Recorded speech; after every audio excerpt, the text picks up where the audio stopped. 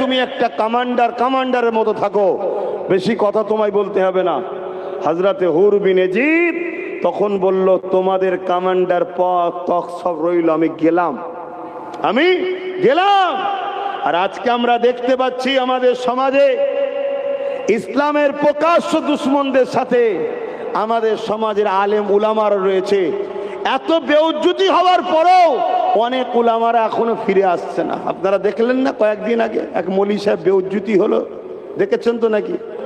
কি বেউজ্জতি বলেন তো? তাও পরিবর্তন হতে পারছে না, তার মানে কি? কপাল ফাটা, শয়তানদের সাথ ছাড়তে পারছে না। তারপরেও কিন্তু বলবো আল্লাহ হিদায়েত করুক, বলুন আমিন। তো যাক, হুর বিন ইয়াজিদ কিন্তু পরিবর্তন হয়ে গেলেন, এসে ইমাম হোসেন হুজুরের দলে চলে এলেন। যুদ্ধ যখন শুরু এলো, আরে এসে